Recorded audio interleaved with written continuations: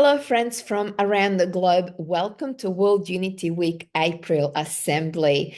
My name is Irina Morrison from Unity Earth. We are 8 weeks away from World Unity Week number 6. And again this year, with the beginning of World Unity Week, we are entering into 99 days of Peace through Unity, commencing in June and closing with Peace Week in September. This year, we embrace truth, beauty, goodness as our guides, paving the way forward. We embrace these values in unity as leaders and role models, leading into the brighter future through these complex times. Truth, beauty, goodness live in all of us. They represent the essence of our collective soul and values of our transformed society. Today at the April Assembly, we focus on community engagement and invite you to bring your essence in truth, beauty, goodness through interactive program we prepared for you today. And as World Unity Week is fast approaching, it's also a call for action to dive deeper into truth, beauty, goodness through your chosen mission, perhaps presenting in one of the convergence rooms or being involved in some way. World Unity Week is yours as much as it's ours. So let's begin. Let's begin with a prayer and opening remarks by Standing Bear.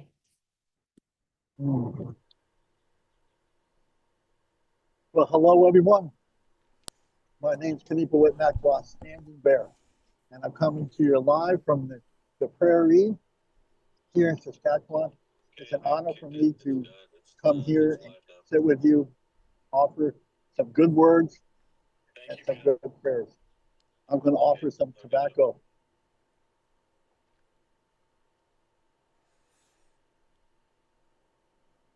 Amen. Kewizanami. Chi Megwitch. Kitchi. Greater, great spirit. Great mystery.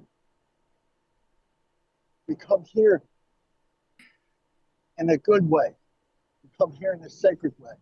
We come here and we recognize all nations, tribes, and circles.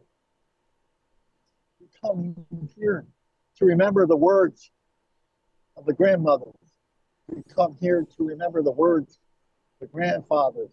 We come here to remember the words of the ancestors, our ancestors. We come in here to remember the words of the next 7 generations.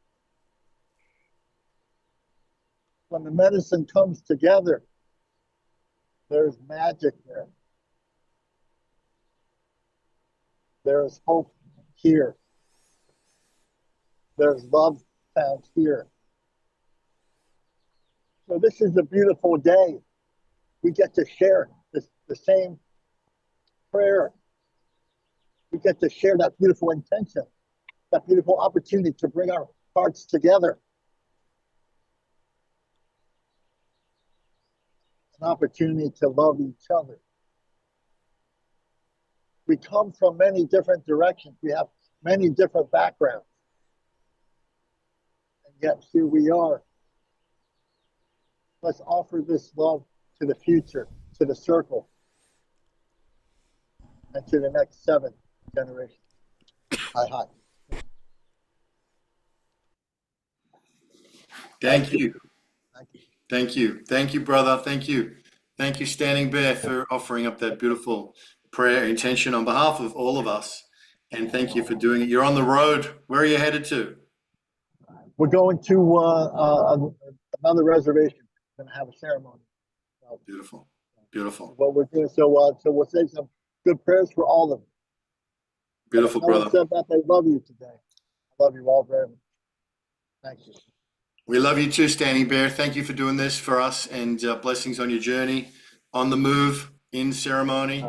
It seems like a sign of the times for all of us as we grow deeper into this season here of the road up to World Unity Week. Thank you, Standing Bear. Thank you for being with us, and Godspeed.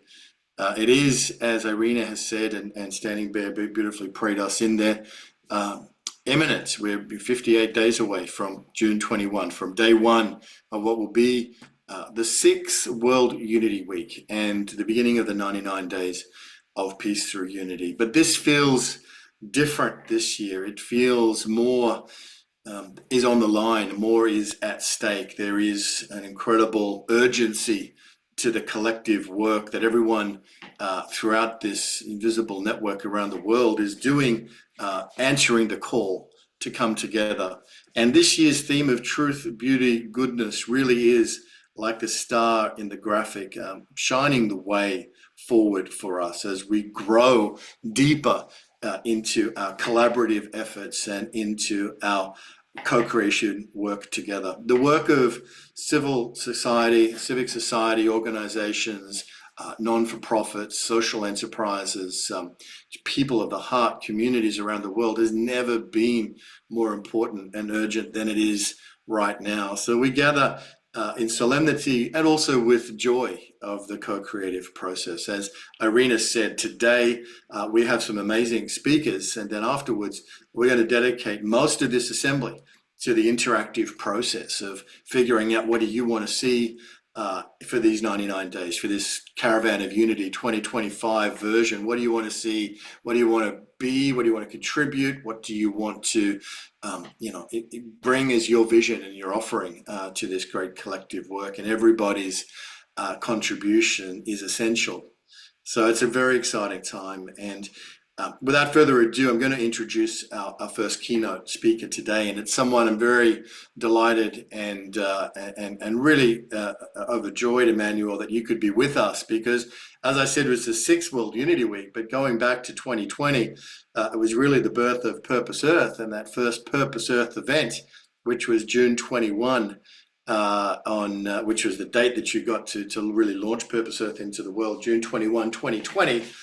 Which together with the other events around that time, particularly back then it was the 75th anniversary of the signing of the UN Charter on June 26. So it was stretching between these two events that really was the birthing process for what became World Unity Week. So from the very beginning, you've been seminal in the evolution of World Unity Week, and of course as a sponsor, as a primary sponsor from Purpose Earth over these many years, that's really enabled World Unity Week to happen as it has over the last 5-6 years. And now with the birth and the emergence of the Hollow Movement, and with the Hollow Movement wave just a few weeks away, I couldn't think of a better person to really help us launch into this April assembly. So Emanuel Kuntzelman, welcome. Thank you for everything, and we're looking forward to hearing your reflections today. Thank you, Ben. Thank you for the invitation to speak today and to be here with you and everyone. I deeply appreciate it and cherish any opportunity to share on such important matters with all of you. So thank you for that. And yes, indeed, it's actually late 2019 when we first met, Ben, and Purpose Earth arose from the merger between the Global Purpose Movement and Unity Earth, and put the best of those together and came up with Purpose Earth. So we're happy to be here sponsoring the program once again, and very grateful for so many contributions to Purpose Earth. As you know, 100% of anything donated to Purpose Earth goes directly to a much deserving grassroots organization around the world. So thank you for your support. And certainly a pleasure to be here today to address this very timely and timeless topic of truth, beauty, and goodness. Yesterday, I had the opportunity to visit one of the most amazing libraries I've ever seen, created by Stephen Ross, the World Research Foundation. It's nearby here in Sedona, Arizona. We had a private invitation to visit this facility. And with over 30,000 volumes and 50,000 different resources and PDF files on just about every esoteric, healing, alchemical subject you could ever imagine, compiled by Stephen Ross over a half a century or more.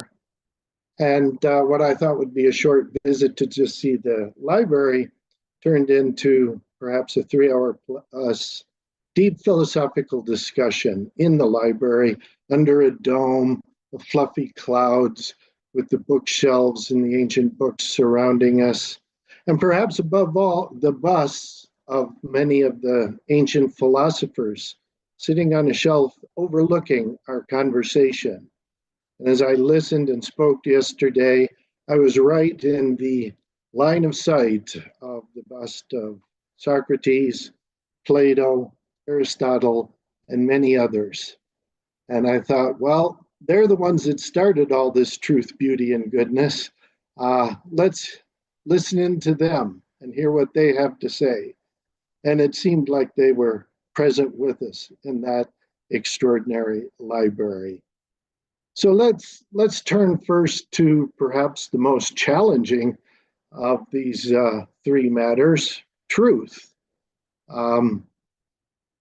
Truth in this day and age is quite a few liberties have been taken with the subject.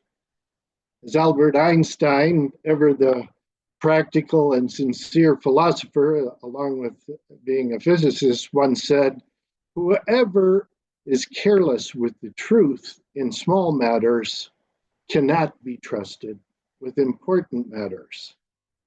Well, I think if we look at our world leaders, many of them today, we see a good deal of carelessness being taken with small matters, and they're in charge of a lot of important matters. So we've all got something to say about truth, and we need to speak up on it. But truth, rather than being an absolute, more in the lines of Einstein, we could say it's relative. As the German philosopher Nietzsche once said, truth is often a product of perspectives, and its interpretations are shaped by human will and power. So really, absolute truth may be something that humankind has not quite arrived at, and may be more elusive than ever in this day and age, and therefore more important than ever to explore. And as Unity Earth and these kinds of assemblies and gatherings come together, we explore the depths of truth to find at least the truth is what the truth is for our own perspective, in our own heart and soul. And finally, and final quote on truth, going back to the Kabbalion, that incredible compilation of Hermetic thought going back thousands of years, the Kabbalion says, all truths are but half-truths. And it goes back to maybe it's a little bit like the flip of the coin.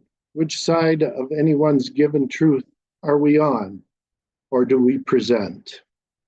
And maybe there is no absolute truth.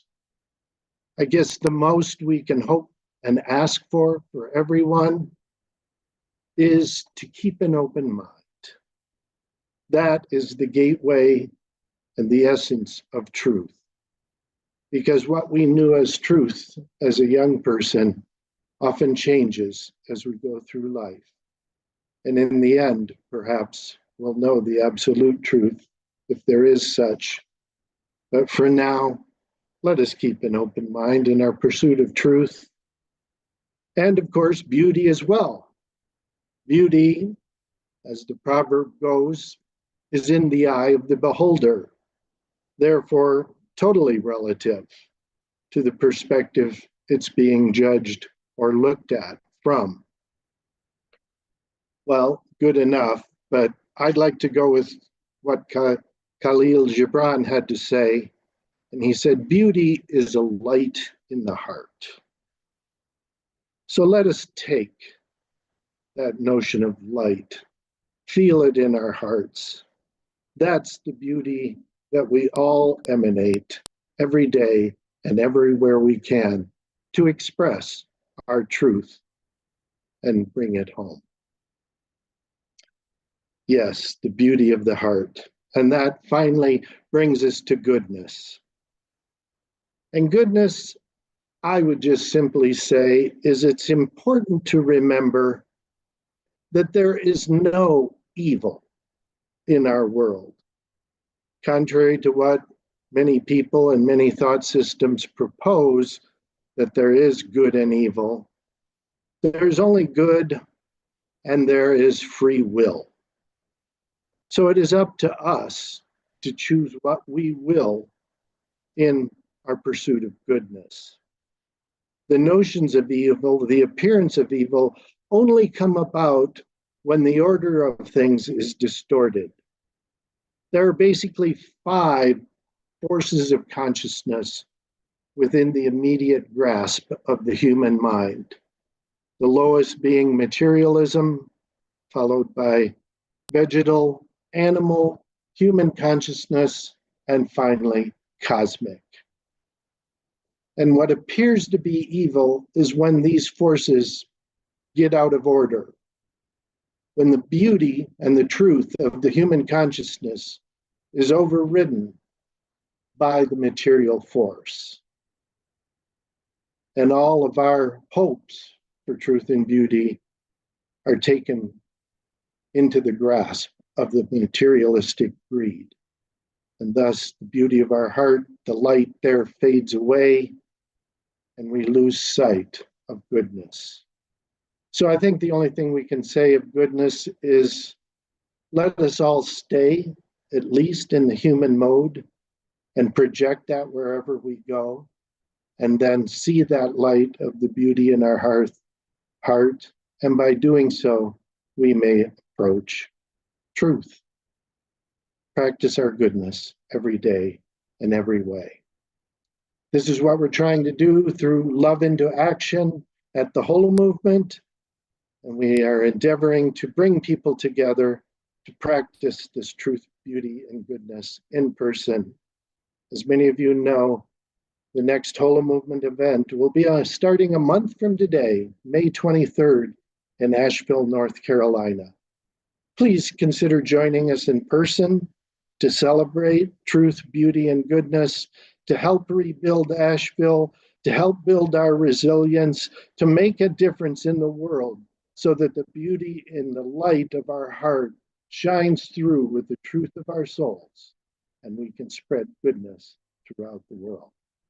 Looking forward to seeing you there, everywhere. May we cross paths many times.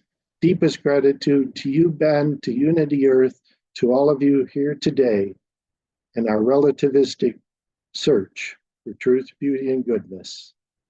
Let that truth shine through however we can. Many blessings and deepest gratitude. Thank you. Emanuel, thank you so much. Thank you so much for that profound exploration of truth, beauty, goodness. Your visit to the Esoteric Library was very timely for us today. And very inspiring.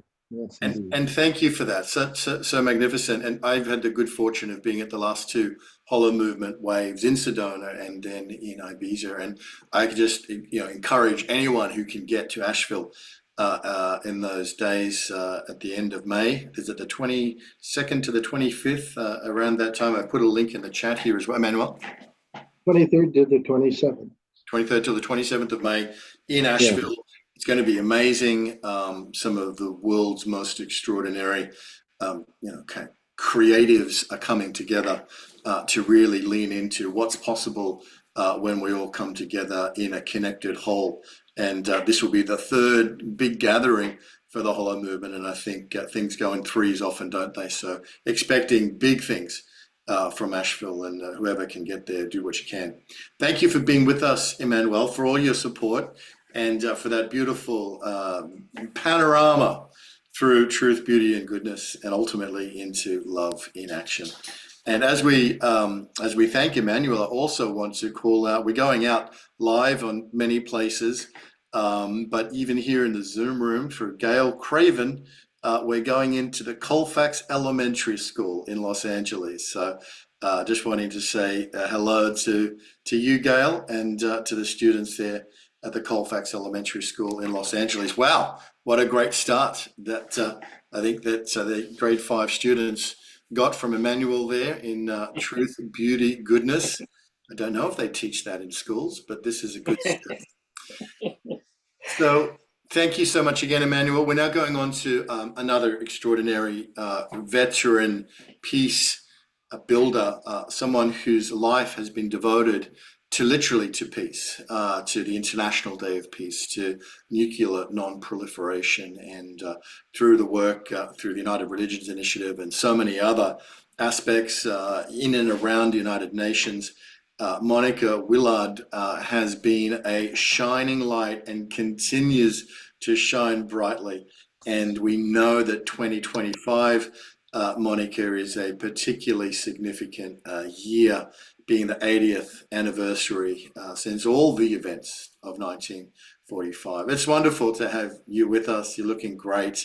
So Monica, over to you, and thank you for being with us. And it is an honor to be here today. I am talking to you from a lobby in a hotel in Los Angeles. And I am here remembering the wonderful convergence that was held here 2 years ago, or a year and a half ago, and thinking of all of you and holding you in my heart. Thank you, one and all, for being here. I am so excited to follow you, Emanuel, because you set up truth, beauty, and goodness in a way that is hard to follow when you're talking about nuclear weapons. But it isn't hard to follow when you're calling for prayer. Prayer to make sure that nuclear weapons are never used again. And I'm here to invite each of you to join in your own way, wherever you are, to this call to prayer for Nuclear Prayer Day on August the 6th. I don't want you to reserve praying for nuclear abolition before then, but on this day, we remember Hiroshima. We also remember Nagasaki, that happened on the 9th. And for those of us who were lucky enough to be in Japan, we stood at the Hiroshima Dome together and we prayed the nuclear prayer. And I just want to say this prayer, and I think Becky may put it up on the chart so that you can read it with me if you'd like. This prayer has been the foundation of Voices for a World Free of Nuclear Weapons. It was written by Bill Swing, and if you'd like to read along with me, I just invite you to take this into your heart, because it says it all. The beginning and the end are in your hands, O Creator of the universe. And in our hands, you have placed the fate of this planet. We who are tested by having both creative and destructive power in our free will, turn to you in sober fear and in intoxicating hope. We ask for your guidance and to share in your imagination in our deliberations about the use of nuclear force. Help us to lift the fog of atomic darkness that hovers so pervasively over our Earth, your Earth, so that soon all eyes may see life magnified by your pure light. Bless all of us who wait today for your presence and who dedicate ourselves to achieve your intended peace and rightful equilibrium on Earth. In the name of all that is holy and all that is hoped. Amen. And I always add, may peace prevail on Earth. I'm here to invite all of you with your organizations to help us co-create, co-sponsor Nuclear Prayer Day, because from wherever you are, the more we can join together to pray for a world free of nuclear weapons and to bring in all of our partners on the other side of the veil and to reach into our faith traditions and our spiritual activities, we have the potential to really gather a power, the power of prayer to help address that disorder that Emanuel mentioned, the evil that nuclear weapons threaten us with on a daily basis. We have to lift that fog at this time. We need to stop the proliferation. We need to realize that we have been so lied to think that they are making us safe, when in reality, from the production to the manufacturer, to the transportation, to the delivery, there is nothing safe about nuclear weapons. It endangers health, planet, and it taps in and endangers our very soul. So I'm here to invite you to help join my mission in Make Nuclear Prayer Day even more successful than it has been in the past 4 years. We need everyone to join us in prayers, actions, meditations, and particularly in getting informed and talking about nuclear weapons, because people still don't realize how dangerous they are and how their very existence impacts our equilibrium, our inner peace, our collective unity.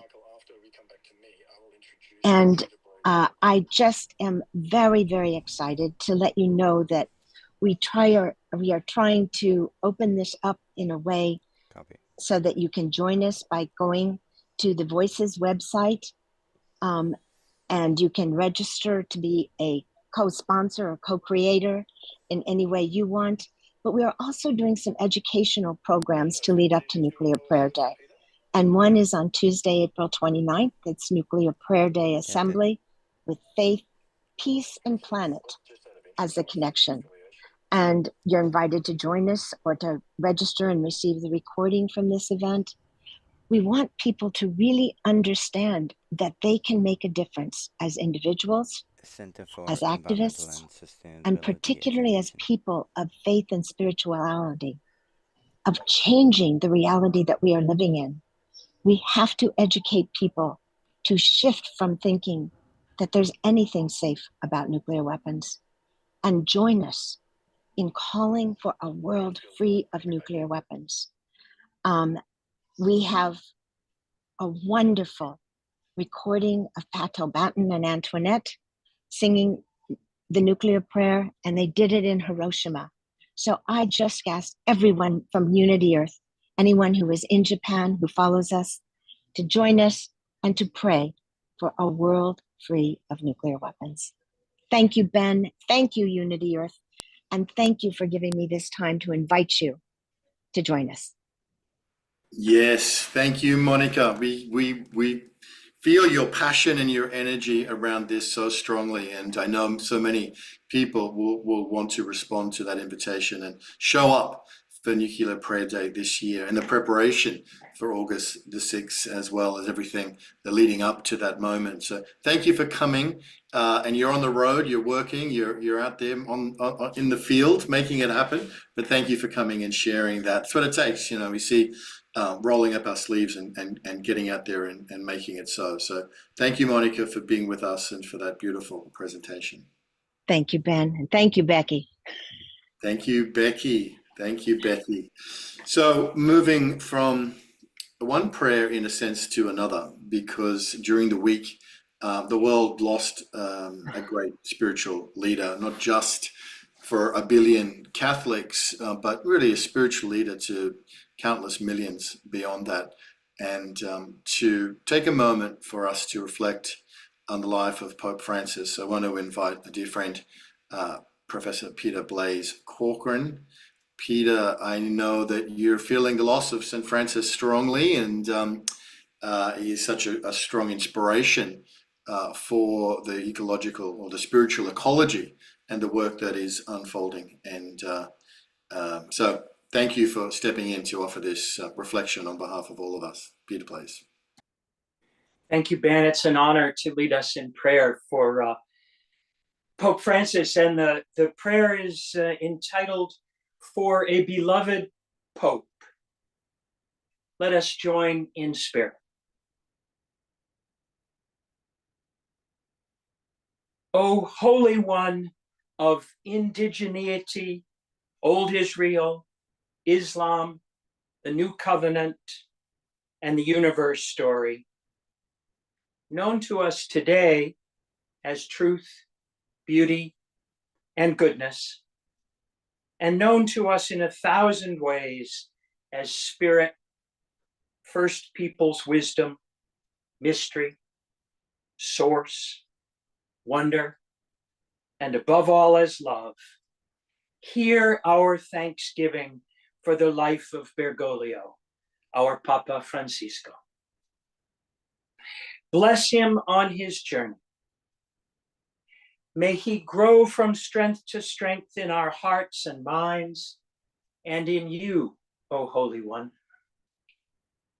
May we be inspired to be some small part of his living legacy of peace, of social and economic justice, of integral ecology, of ecological spirituality. We trust Francis is enjoying the journey. Amen.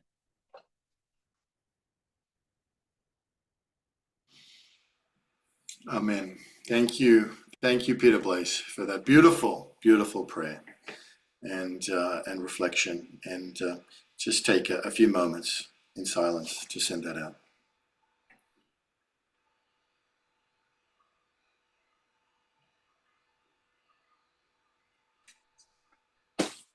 Thank you. Thank you. And while gone from the physical plane, as Monica mentioned before, part of the work of World Nuclear Prayer Day is reaching into the spiritual world on the other side of the veil. So perhaps we have a strong new ally there this year going forward, resonating with truth, beauty, goodness. Thank you, Peter Blaise. That was indeed beautiful. And now moving on to our next speakers, and again, tremendously excited to have these two here. I mean, speaking about being on journeys and being on the road, we started with standing there on the prairie, going from one ceremony to the next, and see Emanuel getting ready to travel to Asheville to execute the Hollow Movement Wave. There's big, grand visions coming together, and then Monica is out there in Los Angeles and weaving it all together. Well, these two are epitome really of the grand epic journey, literally the one home journey. It's a 7-year initiative, vast and epic in scope and scale, and we were delighted to have Rama and Alexander with us at the recent event in Australia, meeting the dreaming in Mungo. But since then, you've been to Japan and goodness knows where else. It's just nonstop. But we are delighted, Rama and Alexander, the work you are doing, connecting communities, educational communities, Indigenous communities, non-profit organizations, leaders of civil society around the planet together is truly inspiring and awesome. And we're so delighted to have you here at the World Unity Week April Assembly. So Rama and Alexander, over to you. Thank you. Thank you. Thank you. How fitting that this April Assembly is the day after Mother Earth Day. How fitting that indeed, Peter, as you said, the beloved Pope, who reminded us in dire times of our care for our common home, should have just been evoked before we speak. Because, the beautiful theme of truth, beauty, and goodness, there it is, in this one common home, one shared earth home that we are now traversing. And we are greeting you, dear friends, from around the world. We are greeting you here from Ashland in Oregon, where we spent profound time with our shared beloved friend and evolutionary leader, Jean Houston. And yesterday we commemorated with Indigenous Homes for Humanity, indigenously led Homes for Humanity from around all continents on Mother Earth Day from her home. So in that spirit, greetings, and we're bringing our hearts together, and Ben and everyone for inviting us into this April assembly, this timely and timeless moment. Gratitude for that. Yes. And while we haven't been able, being literally on the road, a holo movement and planetary movement, as we like to say, we haven't been able to attend the assemblies so often, but just to remind us how we've been literally journeying together. Unbelievable but true, we actually first embraced Ben in person, in flesh, at the first holo movement, the igniting the holo movement. And since then, we've been traveling together with the support and synergy of the holo movement, with Purpose Earth, Unity Earth, and even Choosing Earth, who were all with us yesterday. We were together, Michael Krause, you remember, last year on Mother Earth Day, we were inaugurating the journey in Egypt and part of the Unity Earth TV global broadcast with Hubcast. We were together, connected between Geneva, where we started the journey on the 21st of September, connected with you in Japan, and connected with those of our colleagues who were in the UN for the Summit for the Future. We were then again together, as you mentioned, at Mungo Lake with Unity Earth, with Peter, with Ben, and the beautiful Bowler family. And then we went straight to Japan, as you mentioned. And here we are with Jean Houston. And we just connected with Laura and Emanuel last week from Jean's home. So it has been a journey together of co-creation with you, our beloved partners. Coming back to this beautiful theme you've chosen of truth, beauty, and goodness, the eternal themes. That is what every step of this journey, this one home journey of our beloved Earth has been. Wherever we've gone, it's been discovering the beauty of the family of life, the indivisible and yet so diverse family of life, the beauty when we come together as humanity in unity, recognizing our oneness with the family of life. It's been the truth of the interconnected wholeness of life, the underlying principle of the Holo movement and what drives all of us. In each case, in each country, in the direst of circumstances, in refugee camps, in slums, seeing how people are responding to the opposite of truth, beauty, and goodness that they are subjected to with love, with truth, beauty, and goodness in their initiatives, in their daily lives, as we'll share in a moment. And then the goodness of the deepest values of humanity, of generosity, of hospitality, of shared abundance, of the wealth of gifts we've received in kind in our economy and culture of gifting. Wouldn't you say, Alexander? That's been the great gifts of truth, beauty, and goodness that have met us at every single step of our journey, home to home, culture to culture.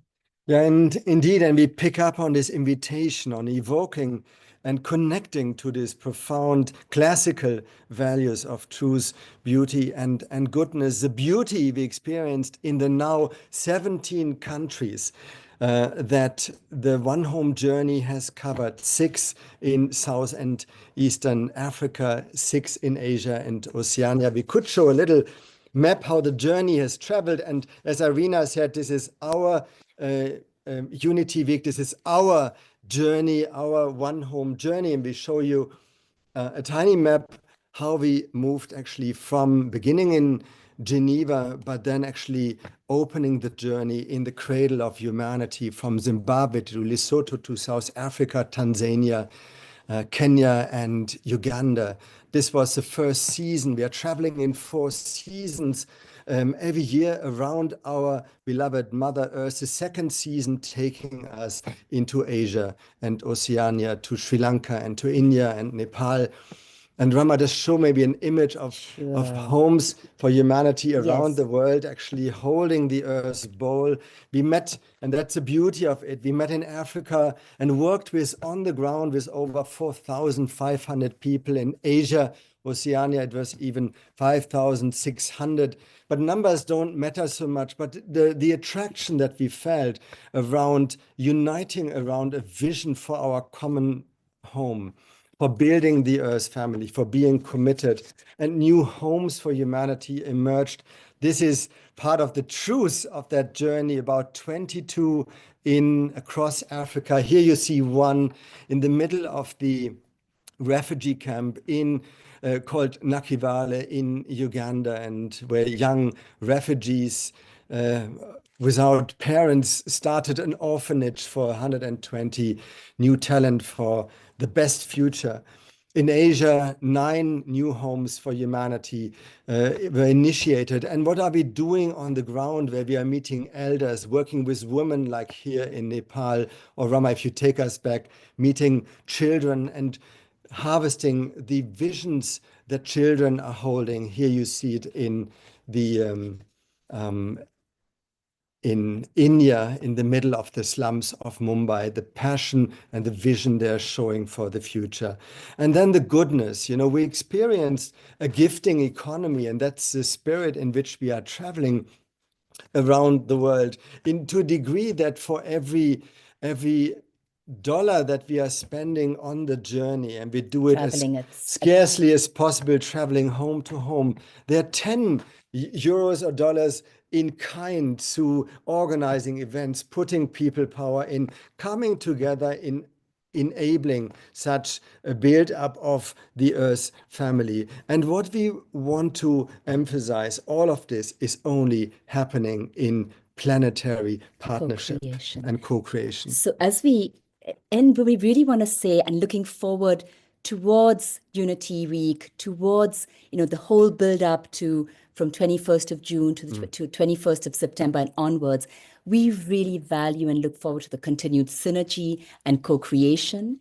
We really look forward to taking this truth, beauty, and goodness and welcoming everyone to join us in sharing how each one of them is responding to the challenges in the world with this deep coming together of the human family. So it's really, as Monica, you so beautifully said, it is really a journey for all of us.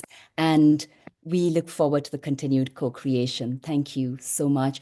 Thank you for what you offered us in Mungo Lake. It was just extraordinary. Rama and Alexander, thank you. Thank you for being with us.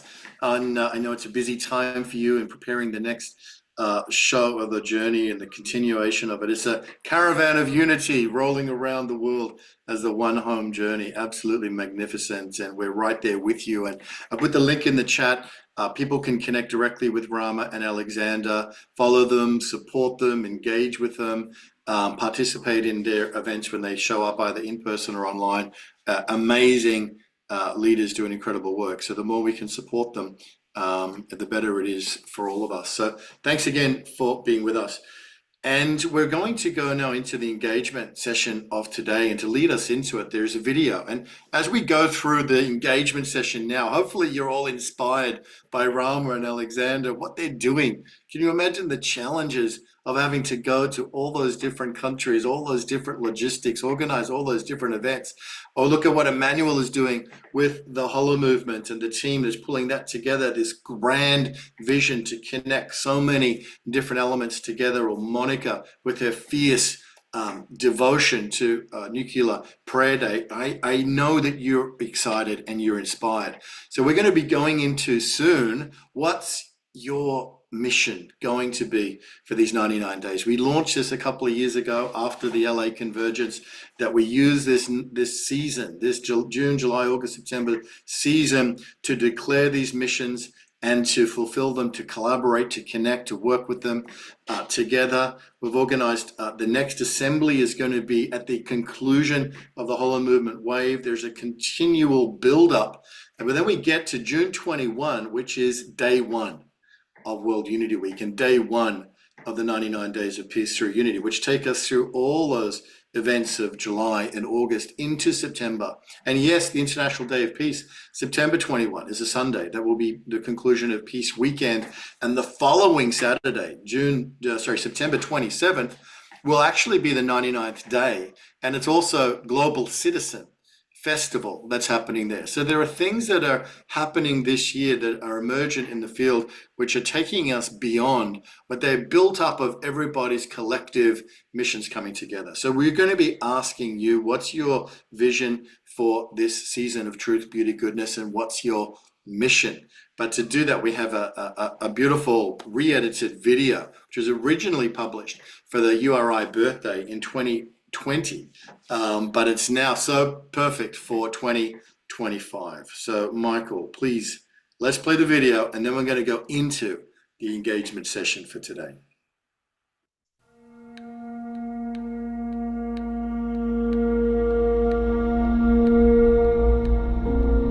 We Aboriginals don't separate heaven from earth.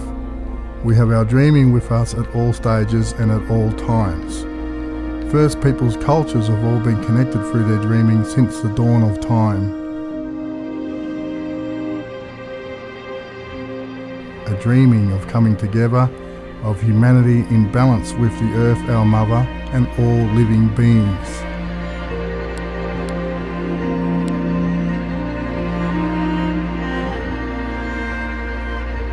The dream expressed itself anew when the world's religious and spiritual traditions came together for the first time at the Parliament of World Religions in Chicago in 1893. Sisters and brothers of America, we believe not only in universal toleration, but we accept all religions as true. Out of the devastation of World War II, the peoples of the world came together to sign the Charter of the United Nations in 1945.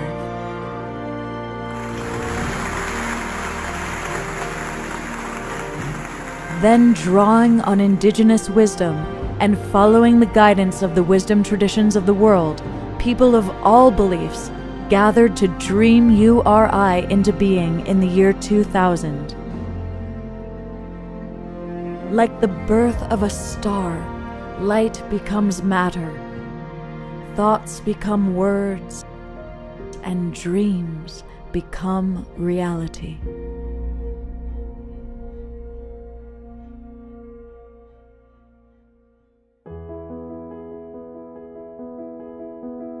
As the dream of unity always finds new ways to express itself, Unity Earth begins its journey of music and spirituality in Chiang Mai with the first WUW Festival in 2012.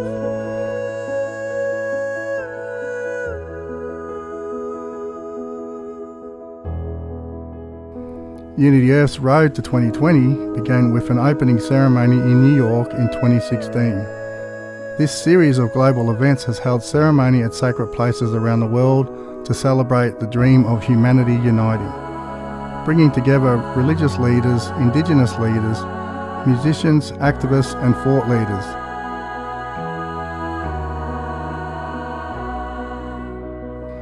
This sacred journey has included honouring the world's oldest living spiritual culture, the Australian Aboriginals, with the return to country of Mungo Man, then onto the cradle of civilization in the Rift Valley of Ethiopia, major events in North America, to the holy city of Varanasi in India,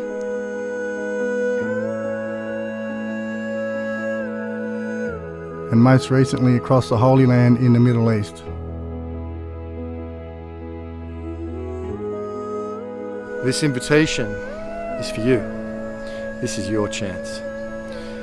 If you feel even just an inkling of curiosity or interest in joining us on this great caravan of unity, then follow that call. Because you never know where it may lead. Something has prepared you. Something is calling you. Something is urging you into this.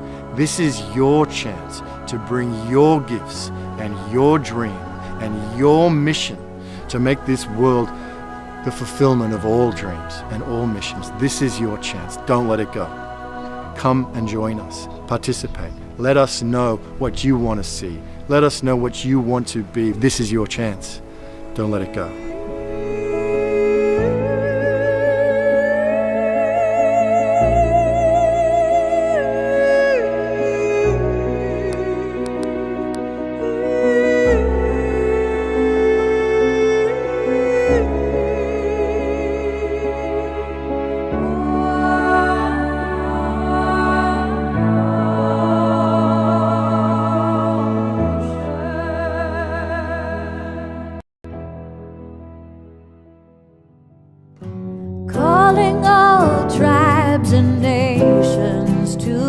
gather.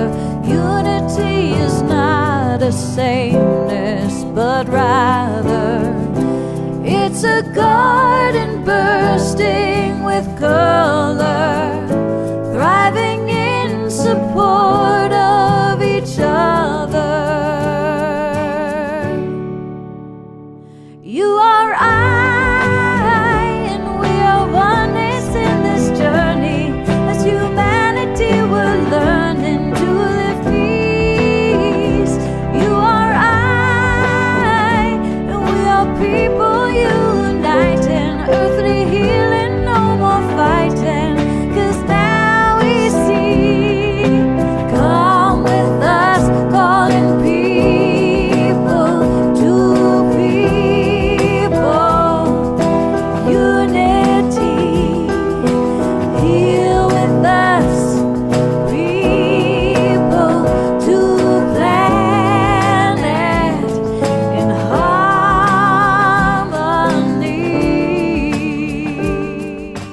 The vision of the people that are present here is global, and it's changing the world in ways that we're only beginning to experience now. So come, let your peace warrior be activated, let your love light shine, and know that you matter. Your love matters, it makes a difference. You are I. We're on this journey, and we're learning to live peace. You are I. We are uniting, no more fighting, 'cause now we see.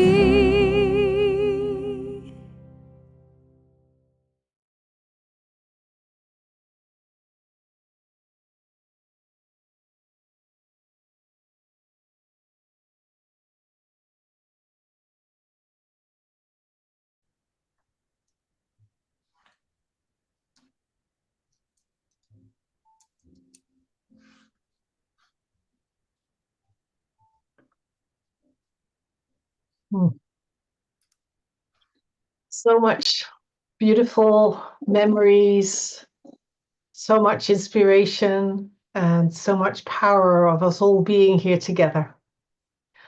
I really love to co-create a world that works for all, visible and invisible, and what an honor to do it with you all. Collaborating from the heart, focusing on what leadership is required in these times, like Emanuel, you are also speaking to.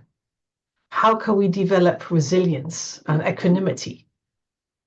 How can we be able to serve the change and rethink with our themes and what we offer here and in World Unity Week, in the Holo Movement, in 99 Days, Peace Weekend and Global Citizens, and everything that we're doing in all our different places and parts, that we can fulfill our purpose as we focus on in THC and here with you all as souls in resonance, by showing up fully, respecting diversity of expressions to co-create what life wants to express as us.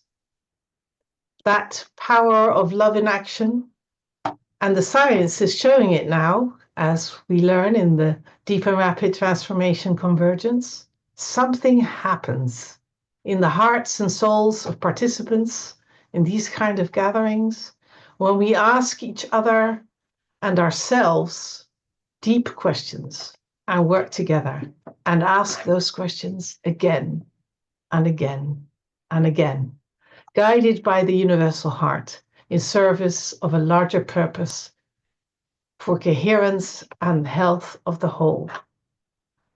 I'm here to serve. And Sommer, maybe you can share a little bit more what we're going to do now as we, well, humming our way home, as we used to sing in the times of COVID.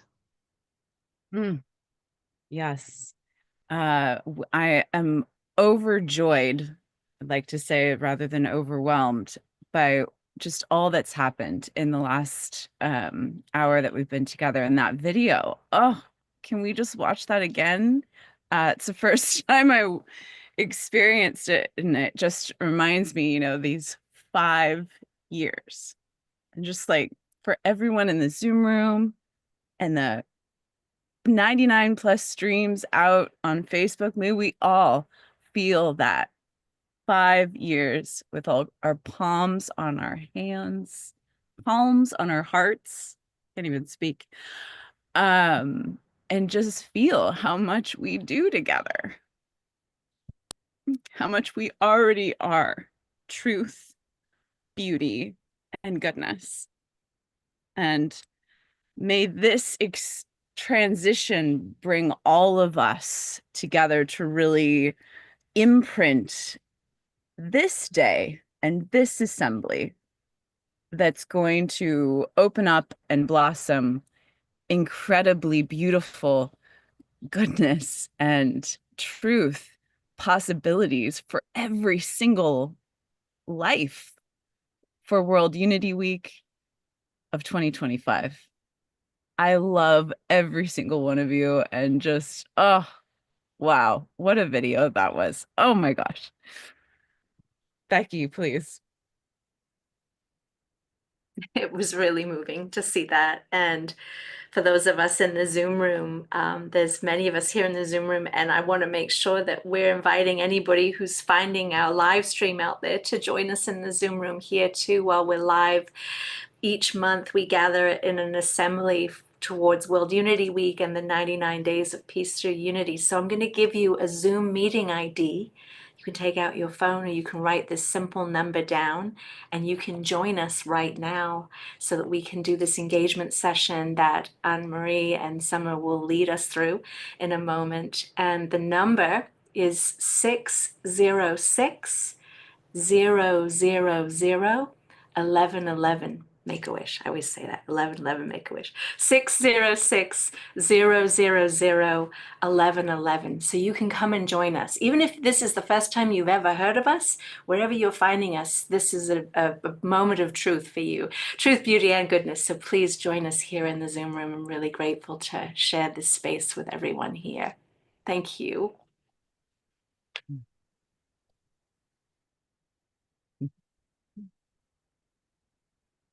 We are going to go now into, actually, John, let's bring up that engagement question. So Michael, we're going to go over to John Rama, who's going to be breaking the ice here with the Mentimeter and getting us going, because we have the Mentimeter and there is a question we want everyone to ask prior to going into the breakouts, John, the icebreaker, and then we're going to go, Becky will organize the breakouts we'll be in. All right, so, and this will be a good chance for everyone to get comfortable with Mentimeter if you're not. So what can happen 2 ways. If you know how to use a QR code with your camera, that's the one there for you. Or go to menti.com and use this code on the top. And we're going to copy it and put it into the chat as well. But those numbers 7327-9376 will give you the opportunity to answer. And this is just to get us aware of each other, right? Oh my God. Optimistic in a creative way. There you go. So let me put in the chat the link, and let's all see each other. That's part of what I think is on the table for us, is to be able to think through us and see through us, not just about ourselves, but about all of us. So here we are in awe. So if you can get there, if you need help, let us know. I put it to Ben Bowler. Hold on, let me put it out to everyone. This is the link to follow. That's one way to get here. And it's nice to see our thinking together. And we do have 2 other questions we're going to ask that you'll be able to go deeper on in breakout rooms. So I'm going to pause here and let it go to whoever is supposed to take it from here.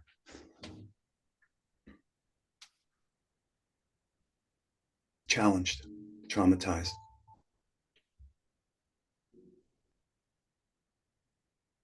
All is possible now. Hopeful. New beginnings. Despairing. We've had 13 responses so far, right? You see what's happening there? Confused. Hopeful. Oh, look, more is coming in. Disheartened and activated.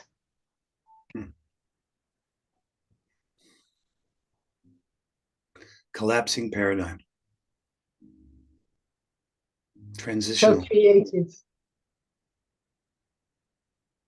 Peace in a tornado. Love that. Transitional, evolutionary. You can see we are all over the place. And we know we need ways to empty. This is one way to have a safe place where we can share what's going on for us. Traumatized, separated, divided, concerned.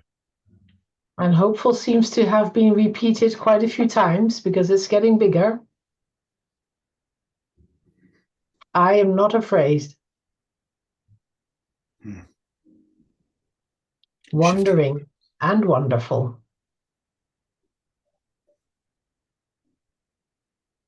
We've got 44 responses.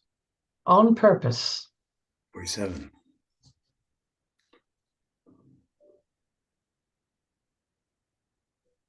Alhamdulillah. In awe. In awe, yes. Love fueled. There you go, Becky. Put joy into. All right, we've got 53 responses. And you can respond more than once. Looking for solutions.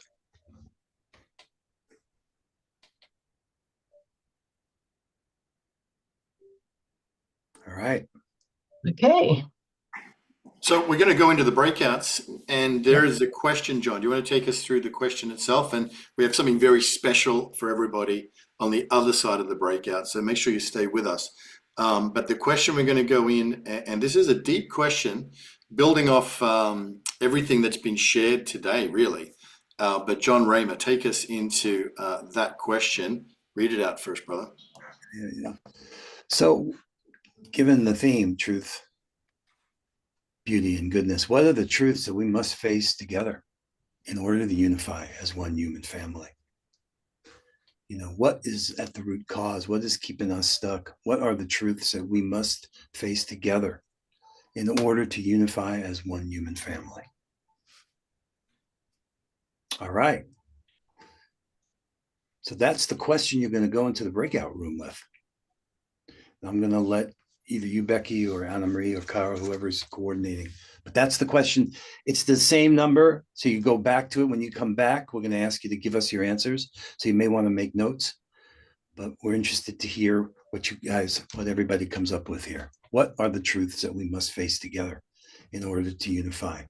Okay, we've already got answers coming in. And we'll continue to answer this after the other side of the breakout. So Becky, if you want to initiate that, I think we're going to have 12 minutes in the breakouts. They'll be randomly assigned. Please stay with us because we're going to have small groups, and everyone will have a chance to explore this question. What are the truths? If we can get the truth, if we can get that question in the chat.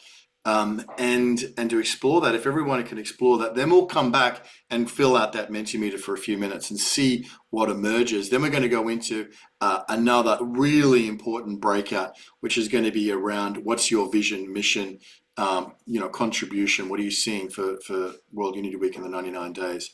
So as Becky's organizing those breakouts, the question is, what truths must we face together in order to unify as one human family? There is a timer in the breakout, so keep an eye on it. Once the 12 minutes is up, you will be brought back to the main room because we are obviously on a bit of a schedule, but this is a great opportunity for everybody to share.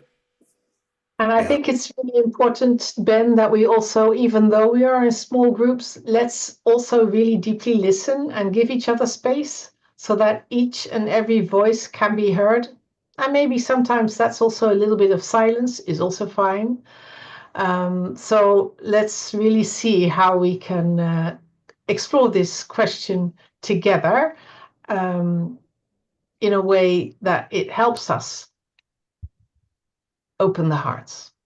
And also, for those of you that maybe feel a little hesitant of this participating, Kristen Hoffman, we're going to be listening to her as we not only talk, but we get to experience just going deeper into these questions. So please stay, because there's a, medicinal, multidimensional experience we also get to have from the last month's assembly as we're kind of folding these things together. So we have the breakout rooms open now. I'm going to open them up, and you'll have 12 minutes, and I'll send you a little note when you're halfway there. And here we go.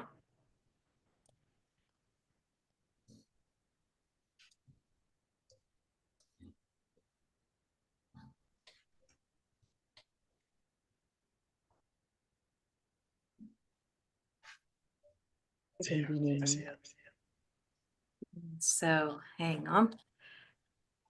What do you see? Sorry, for anybody who was co-hosted, you won't be sent to a breakout. So you're welcome to join, or we're still streaming. We could explore the question here. Let's have a breakout right here.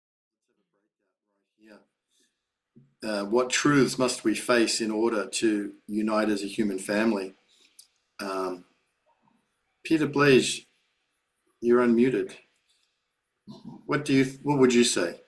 What truths must we face in order to unite as a human family? Oh heavens, Ben! I think I might choose to pass, but my thought, it's such a difficult time in the United States at the moment, and of course that is reflected and real in the rest of the world. I think we really have to face some sort of deep darkness in the human soul that seems to be rising.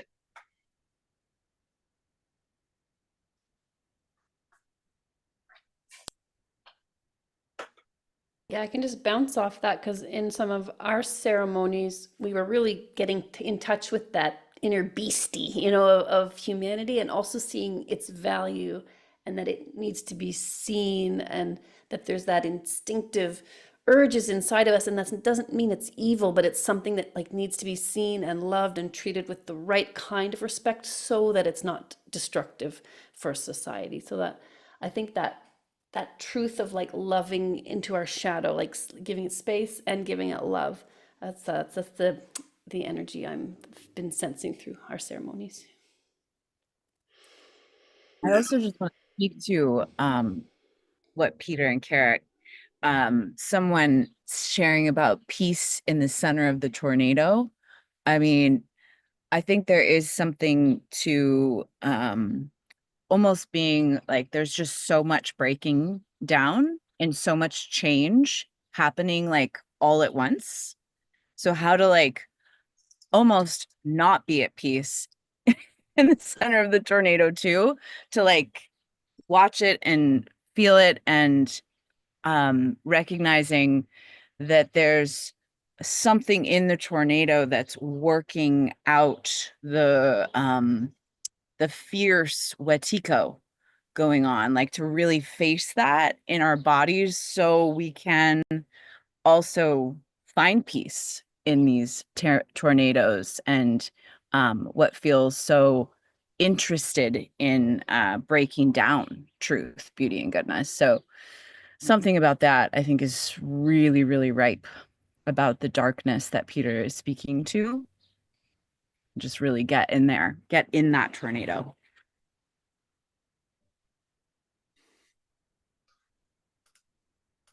I think the practice of the making a difference between judgment and discernment, and what I notice myself is that when my heart closes, it's more difficult to stay in that discernment without the judging. It's so much more stepping into the judgment, but that actually only adds to the to the breakdown, I would say. So when do we do that? And when are we spiritually bypassing or trying to be better than the other or putting ourselves above it? Can we really do that practice again when we're also,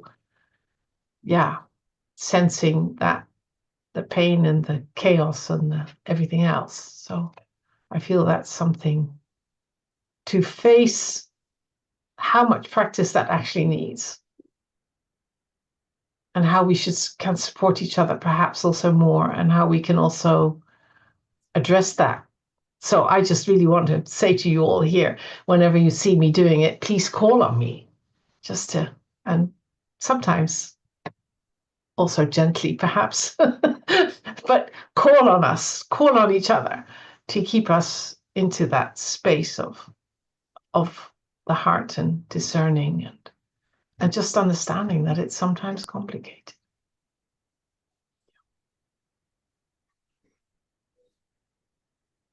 John, did you have something? Well, I'm reminded it was the journalist from the Philippines said, no facts, no truth, no truth, no trust. And I don't think there's anything more important than us being able to get to the truth. That there is a moral conscience, there is a right and wrong. We all know it.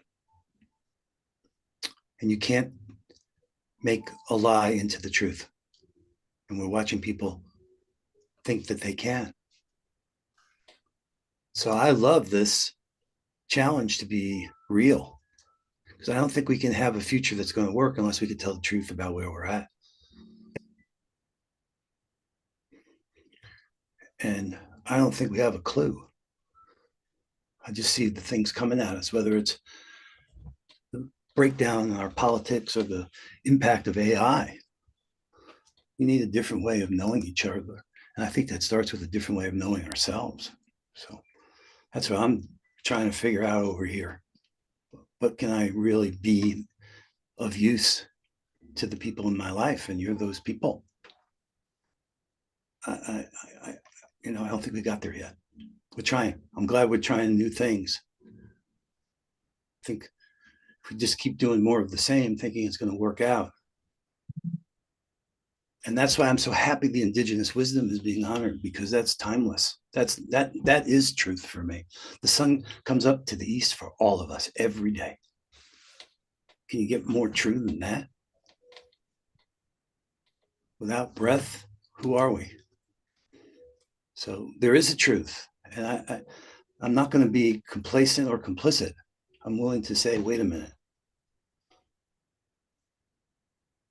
And like bullshit on borders, right? When we said that, we know that. Was it the way that he said it, Ben? That guy said, Borders are BS. Borders are BS. Borders are BS, and made by men with wigs, and kept in place by people in fear. You just gotta somehow climb out of that fearful place to get to the truth. What is good, beautiful. Maybe before, Peter, before you go, we could just repeat the question. So, because welcome Harry and Grace and some others that are coming in. We are exploring what truths must we face together in order to unify as one human family. We're currently in a breakout session, just so some of you know who've just joined us. We have a breakout and we have about 4 minutes until everyone in the breakouts joins us, and we'll reflect further on this question. And I'd just like to offer from my heart, one of the truths that I'm constantly trying to reconcile in myself and for everybody that I meet is that we all are placing our attention in different ways. And where we place our attention, to me, where I place my attention is the most important thing for my day. And if I'm using the news as my north compass point instead of a tree, my day is very different. Or if I'm using the news instead of listening to my children or the human beings around me who may be hurting, my day is very different. And so I remind myself of that all the time. that every single one of us, all 8 billion plus of us, have different experience, and to unite as one family. How do we include a net wide enough to hold all of that? I don't know what the answer is, but I know in my own self that I'm painfully aware that I need to be a guardian of where I place my attention every day. Peter, go ahead. Well, as we're sort of shifting into how we face these truths, and I thinking of what the last two speakers said, especially John with fear. I've been demonstrating a lot in the streets here in Southwest Florida, and my sign that I carry says, "I am not afraid." And it's been really interesting to see everyone's reaction, because of course we are afraid in many ways, or we're apprehensive. But I think it's so important to take the position that we can't be afraid in some ways, and we have to really move forward through our fear for what that's worth. Thank you, Peter. It's the most oft repeated phrase throughout the whole Bible is "do not be afraid." It's like the number of times throughout. Emanuel, it'd be great to hear your thoughts on this.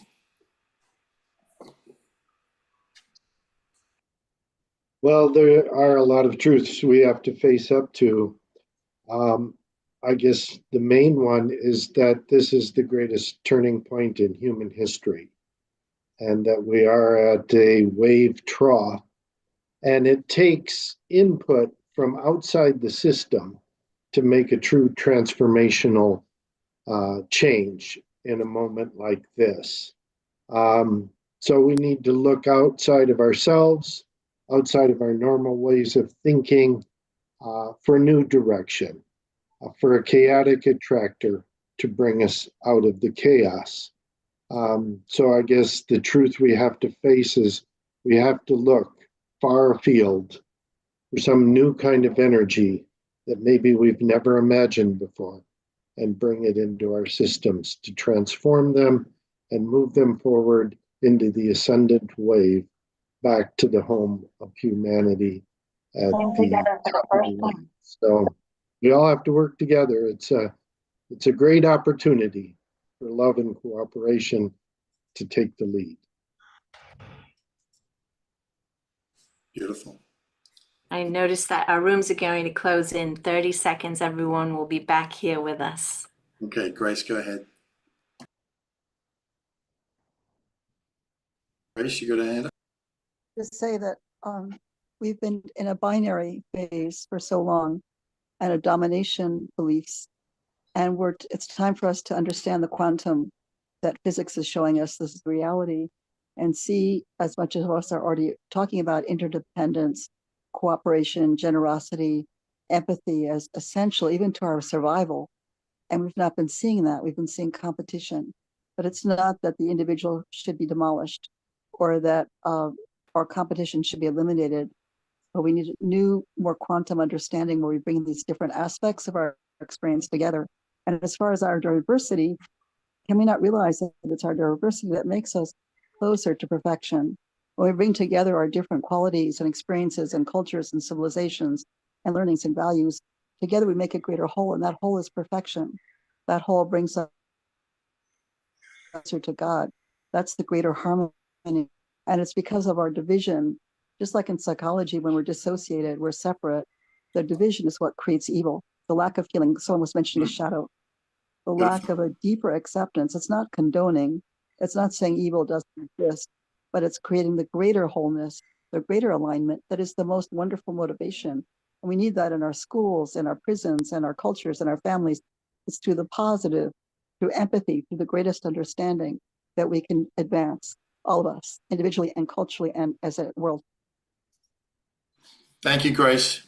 Thank you. Thank you. Beautiful reflections. And we hope everybody had a good time in the breakouts and some good exploration. It's a deep question, and there are many different ways to approach it. There are some interesting answers. John, let's get back the Mentimeter now, because we're going to give everybody a couple of minutes to fill in what you shared, what you heard, what you thought, in response to this question. You can write a line or even a couple of sentences, I think, in this form of the Mentimeter. So John, let's get that question back up. Everybody open your phones again, or click the link. If we can get the link in the chat one more time for the Mentimeter, and then let's get responses to this question, Mr. Rama. Okay, they're there. Let me put the link in the chat. We've had 20 responses so far. Can we just flash the QR code up one more time? Yeah, let me put the QR code up. Is it the same link as before, John? Yeah, it's too? the same link. It's the Okay, same I'll put it in the exact- chat. I'll Yeah. put it in there, everybody. All right, let's answer this question. Give everyone a couple of minutes to complete their responses. And what we're going to do is be able to then quickly summarize these together. You'll see. So go ahead.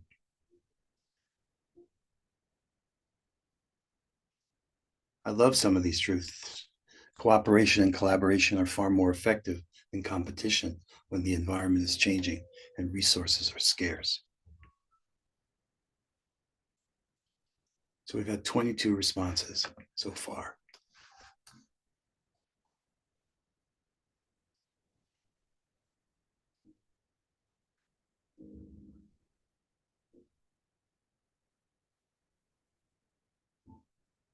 We are transmuting the energies of fear, separation, and scarcity.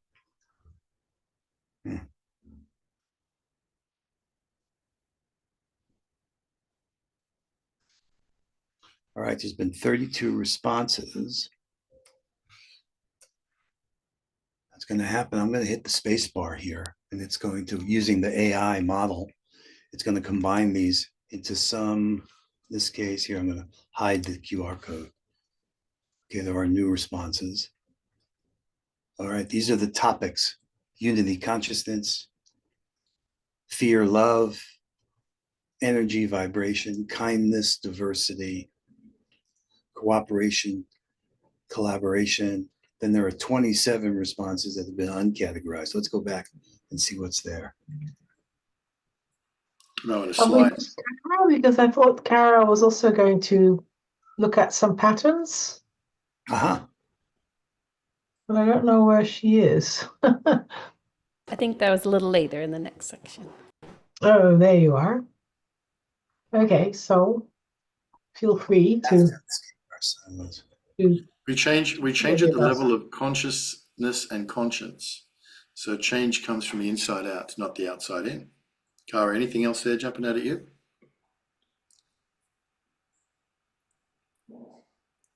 I'm seeing the heart of the matter is a matter of the heart.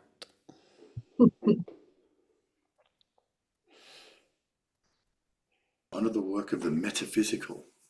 Interesting. Okay, I'm going to hit the space bar again. Let's see where that takes us. Let's go. Categorize it. All right. So we've got unity, consciousness, 6 responses fall into that. Fear, love, 4. Energy, vibration, 3. Kindness, diversity, cooperation, and collaboration. So what are these about ourselves, and what are these about each other? So unity, consciousness seems to be something for me to be thinking that way. Fear and love, but energy, vibration, not just for me, but for others too. Cooperation, only one response. Let's see what these 41, these are the uncategorized ones. Truths for me to know, and for me to think, and me to speak and act in.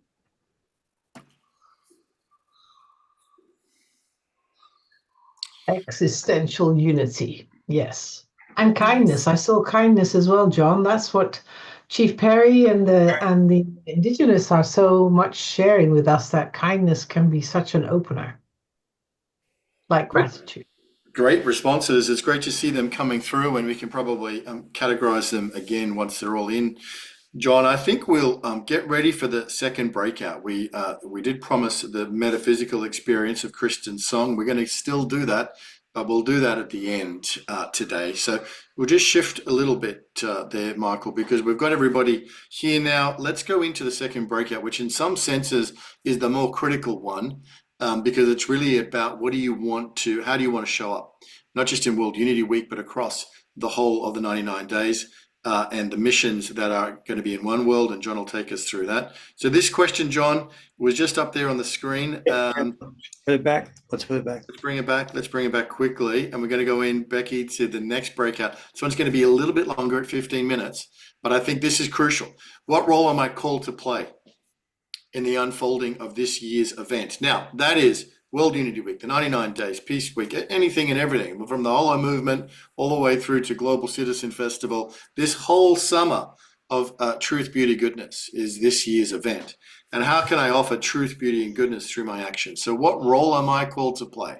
What vision do you see for yourself and for others in this year's event? You know, World Unity Week in the past, we've had room stewards, we've had people playing different roles.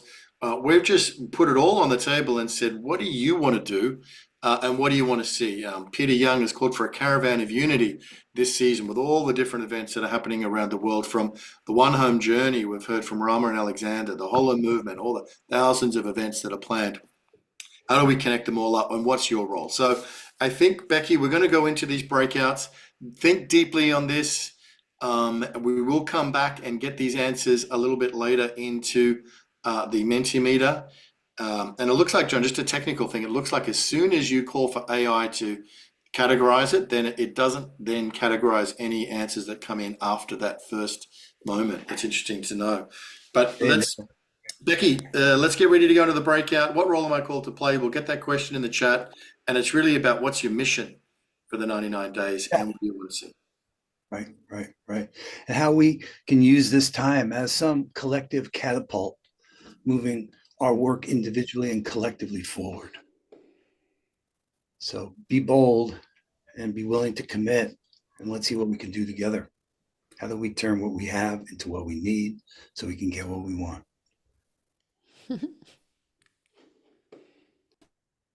And if anyone here still in the Zoom room would like to go into a breakout, wave at me and I'll move you into one has fewer people. And those who are watching us on wherever you're watching us, I'm getting messages that people are watching our live stream. Please join us in the Zoom room. We'd love to hear your input. And our number is 606-000-1111. That's our Zoom. Make a wish. Alexander, I think, wants to go into, his wish is to go into a breakout. All right, I'll take care of that for you. Well, we're going to continue to answer this question with this illustrious group here. What role am I called to play in the unfolding of this year's 99-day season? The event, everything that's unfolding over this period, which is a lot. And how can I offer truth, beauty, and goodness through my actions? So, John, do you want to kind of model this? What role are you called to play during this year's event? And how can you offer truth, beauty, and goodness through your actions? Well, I mean, personally, I'm, totally jazzed about what we're doing here. He does it all the time. Sorry, I just have to say it. What'd you say? It's all you are, John. It's true. I love you. I'm your wife. I get we're hardcore. We are hardcore. Right. So now what does that mean? There's stuff that we're making and there's stuff that we'll be supporting. The capacity to serve varies based upon the relationships we have. So, for me, One World is that incubator and lab where I want to see those who seek it and willing to receive it and give it. There's now some new practices in there with this Play the Loving Way, and we've set up the missions for people and their purpose statements. So I'm going to be there serving those who want to use the platform to advance their work. And that includes getting clear on what their work is, right? So we've done the missions. We have a clear, I'll show it, as we talked about, in the sacred confluence. That's the space inside One World. Maybe it'd be good to see it for those of you who don't have it. Emanuel put Hello Movement has a mission in there. The Deep Beloved Community of Networks is in there. And that's where we're going to be making it easy for people to find each other and find what they're up to. See, part of the stuff for me is like each of us individually expressing ourselves are good, but it's that which we can do together, which is what remains the kind of growing edge. So if you would, like Monica said, her mission, you remember she actually used that word to describe what she wants to do. Well, if those of us move by this year, it's the 80th anniversary of Hiroshima, all of that. If she has a mission in there, there's some persistence. There's a place to go to support her. So this is the space. The space here is dedicated to us being able to discover what we're up to for this 99 days, with the opening on Solstice Unites and setting the stage for us sharing these missions. And then that specifically comes down here. So this is the form. Simple, took away, even made it even easier. Your purpose statement, your mission title, a tag for your mission, your objectives, your call to action, and your image, and your bio. And then what that's going to do here, just so everyone knows it, is it generates an email with a link to a Google Doc that you'll edit and share inside here as an article. So if you go up to the top here and you want to discover, you'll start to discover our different missions there, and they're beginning to show up. So this one here, which is for me kind of an example, we start with the deep beloved, but this rising with the sun and weaving our missions into a unified whole. I'm just going to keep putting it out. And it's really now this game dimension gives us a chance to say, hey, I see what somebody's doing. Let me recognize them and support them. We've never done that before. So if I go here and I see, look, Becky, and I was able to, I can click on Becky and I'm me here and recognize her for what she's doing. Sacred recognition. This is the love currency. Say, wow, you are inspiring. Thank you so much. And adding that to the mix, creating a gamified approach is like a new dimension of how we not only declare what we're up to, but actually acknowledge what each other are up to and the actions that we're taking.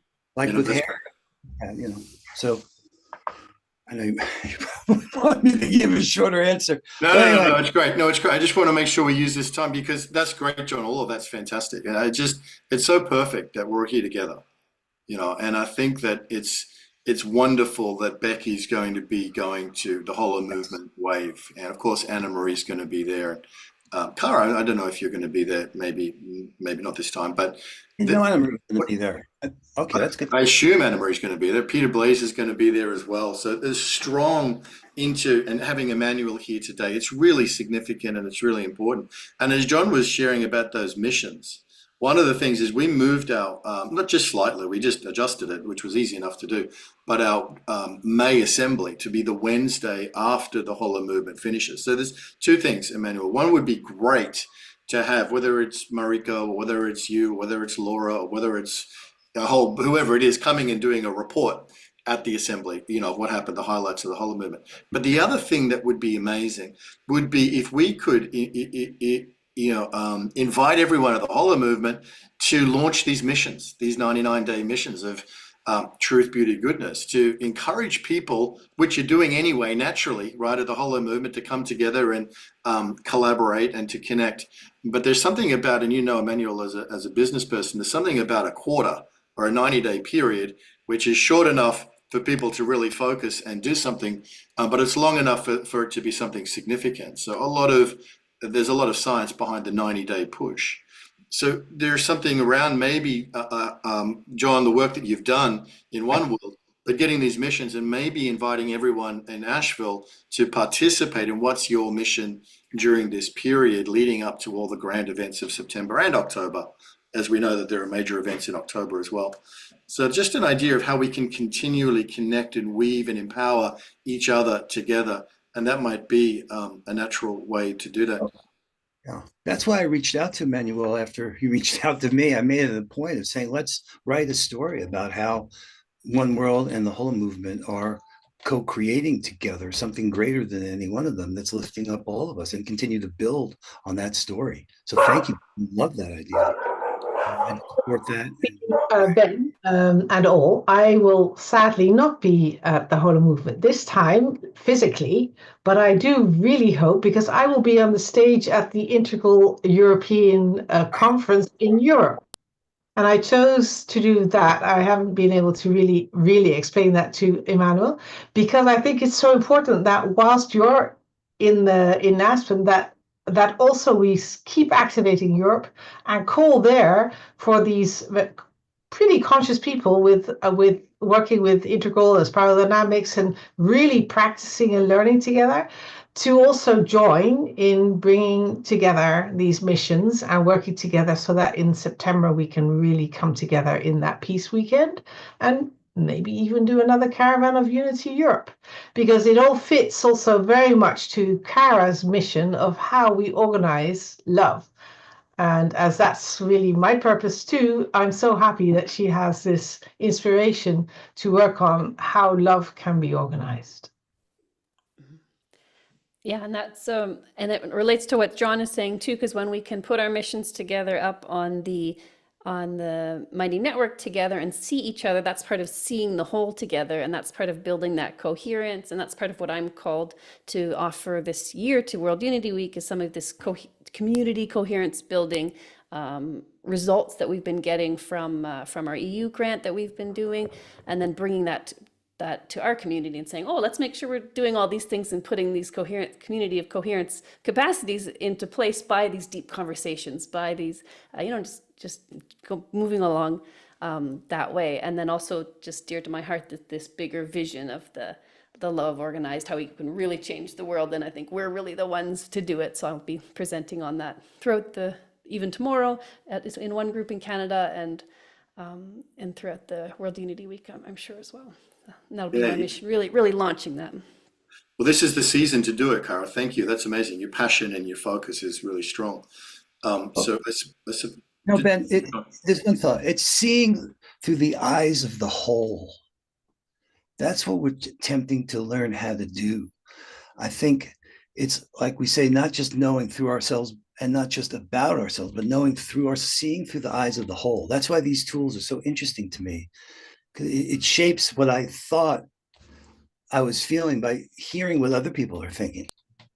And it's fluid in a way. And it allows us, I think, to unlock these pathways to actually have outcomes. I mean, it's results. I mean, it's commitments that deliver results. Yeah. And actionable, tangible. That's what we love about the missions, is that they're measurable, actionable, tangible outcomes. So, Emanuel, a question: is there a way that we can naturally weave together and I think with the Hollow movement, invite people to, consider having a mission across this period? Certainly, Ben. Yeah, thanks. As you know, we're encouraging people constantly to have a mission or to choose a passion project or whatever terminology we use. So we'll definitely look for a point where we can bring this in and tell them about World Unity Week and 99 days, and that the time is now to choose a sacred mission, a passion project, an individual dedication of service to do our part, each one of us, and happily glad to hopefully engage the people there into this idea of choosing a mission, carrying it forward, and let's get something done. Absolutely. And that might be something. Thank you, Emanuel. I love that. I think it's a natural, easy one. It's what Hollow Movement is doing anyway. Right. And it might just be a matter of Mirko and John or whoever it is just getting together, and whoever's in that group, Becky, me, whoever it is, Cara, and having a chat about how do we align and set it up and what are the practicalities. And then also let's make sure we highlight the Hollow Movement at the May Assembly, because it'll have just finished. Everyone will be flying high on all those good wave vibes. So Peter Blaze, among others, we have come and sort of share what's taken place. So I think that's beautiful. And this is the weaving. This is, I think, just to speak into this space, it's us coming together to weave. I love, John, what you said about seeing as the whole. It's something that I think really it unites us. It's what It's the work that Anna Maria and Cara are doing through meshworking. It's the work, Emanuel, your clear, strong vision of the Holo movement. It's what Unity Earth is about. It's what One World is about. But it's how do we then come together in this kind of space, connect, collaborate, coordinate? I think that's really important. So I'm encouraged strongly by this, us being together, and then just with a couple of follow-throughs, we can, I think, just to kind of close on this, it's how we do this that really precipitates the next breakthrough, how we actually get scale in the world. And I think that this is, we're all looking to go from hundreds to thousands and from thousands to millions. But I think it's as we get better in this engine room of synergy, cooperation, connection, as the Holo movement, as One World, as Purpose Earth, as these entities, and seeing it as the whole, which is beyond name, but seeing the value in each of these expressions and intentions, which are also different.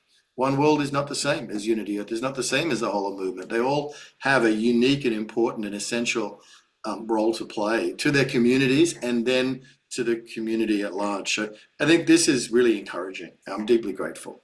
So if we can follow up and like have a practical knitting it together, it might only be one hour meeting. And then we have a plan going through May into June. I think that'd be fantastic. We have less than 1 minute till everybody will flood back in the room. Gary Melkin, what's your vision for the 99 days? To not let the world depress me from being the light that I am, and to follow through on my plan for unity and community with pathways to peace, no matter what happens. Beautiful. Yeah. Thank you for asking. What a beautiful group of people I'm looking at. My God, all of you are so, how come I'm there twice? That's weird. I just want to say I echo what Gary just said. Who said Sommer? Oh, okay. Let's do that, Gary, together. All right. I like that. Yeah, I have an appointment with the Dean of Grace Cathedral. I'm gonna present the idea of putting it there during Peace Week. So we'll see what happens. Well, that would be amazing. And that'd be full circle on the Caravan of Unity, Gary. Wouldn't that be great? Yes, it would be. Hi, Anna Marie. And yes to the Caravan of Unity Europe too, Anna Marie. Absolutely feeling that. That's yes, right again. Okay, welcome back, everybody. Thank you for that, and I hope you had beautiful, deep reflections into what's calling you, each individuals and also groups over this season, which is far bigger than all of us. It's far bigger than any of us. I mean, this is in a way what we're prepared, what we're trained, our spiritual elders have hoped and wanted we would get to a point where we'd be on the verge of the possibilities that we are seeing lay out before at a time of great conflict and chaos, as we all know. There's something about this season, 2025. It's a jubilee, and it has been spoken about in multiple narratives for as long as a century, 2025. It's a big year.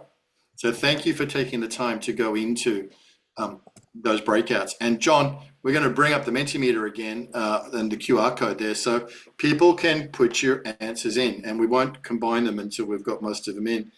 But if you can just get on that link again, Becky might put in the chat, and or get on the phone on the QR code. What role are you called to play? What role are we called to play in the unfolding of this year's events? Now that is deliberately general. So this year's events is broad and inclusive. Yeah, starting with the wave, but the wave will build into the June 21st being the Solstice Unites launching the 99 days. So we got World Unity Week. And then there are other important things happening in that space between as well. That's what we're encouraging here. But then there's the 11 days of global unity, the International Day of Peace, and remarkably, the 99th day is the Global Citizen Festival on the Great Lawn in Central Park. And actually, I'm going to New York to talk with the folks there about exactly what our role is going to be there. And hopefully, I've been talking with Chief Perry, and this is a year unlike anything. The connection between the Dutch and New York and commerce in the world and the launch of the Earth Pass. I think Harry's here, and that's a really big deal. because events are great, but we need real solutions that change the way we do things.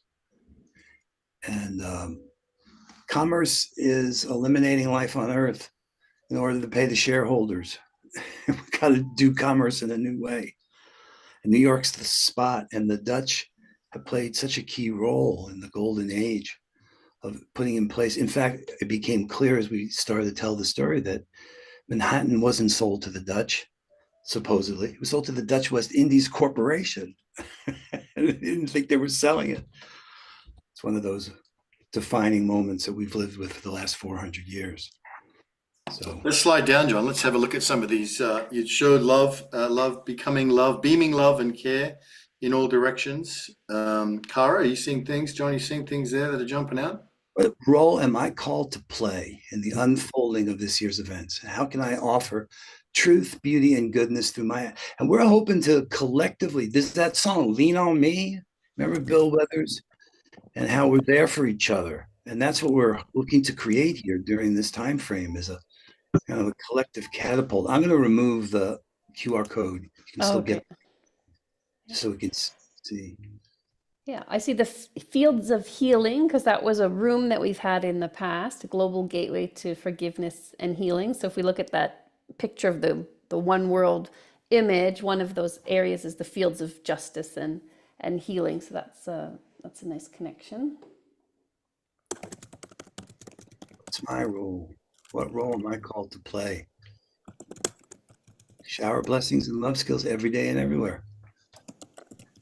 Implementation of my petition at changeok.org for legislation, CARES Act, pay people to care, stop. Right. So we're looking for not only personal declarations of being, but also missions as possibilities of fulfillment, that people want to create results and outcomes during this time. So call to support all the organization communities and individuals need financial support. Fabulous. Great.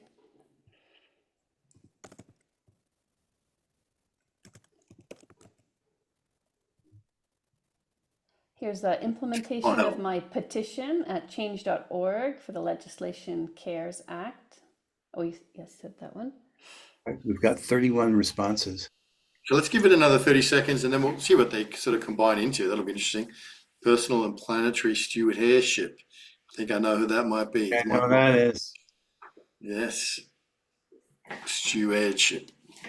And want to distinguish in these missions. So there's purpose statements, but because I believe I am called to in a way that's a whole pattern that we have there in one world. But the missions are kind of a collective purpose statement. If you're looking to work with other folks, that's what we want you to put your mission up. It'll end up as an article in that space. We'll show you. And then there will be events throughout the 99 days for us to be there to support each other. Okay, so let's combine these, John, and see what they come into. And then we're going to have the closing video, I think. This has been amazing. So this is beautiful. And as Becky says in the chat, you can go love and unity. Well, that's nice to head it off.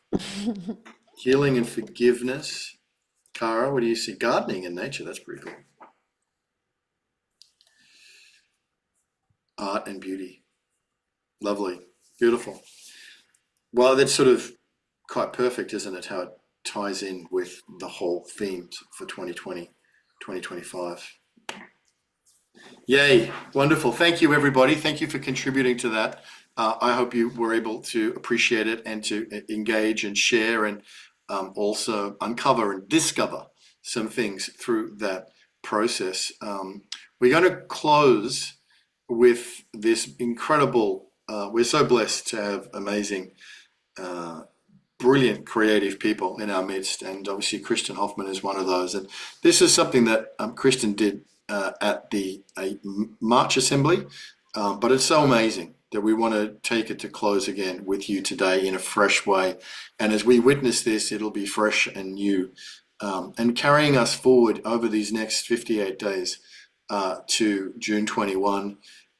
We want to send out blessings to Hola Movement, Emanuel, Laura, and all of the team organizing and preparing that major gathering in North Carolina, in Asheville, and the beautiful intention to help lift up the people of Asheville who had suffered.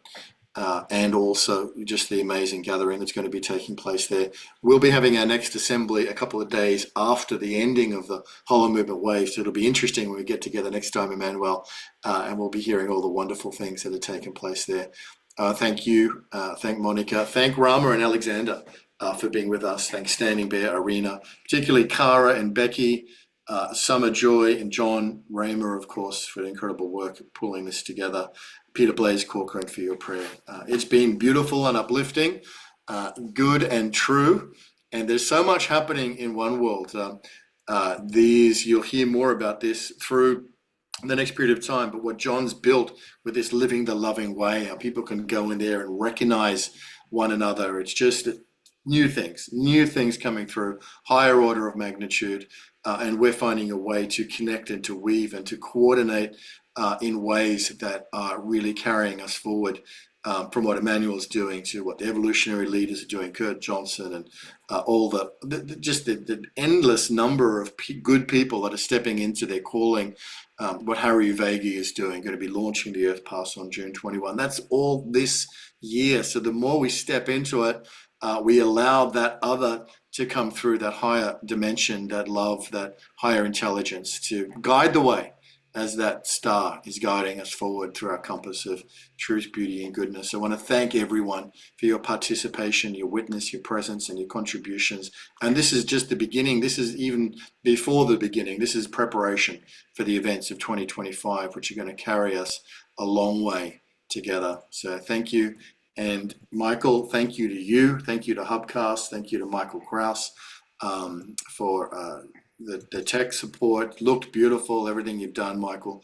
We appreciate you. So friends, let's gather around the fire of love one last time, and let's enjoy and appreciate, and let's witness and experience together this beautiful dive into truth, beauty, and goodness that is Christian so long.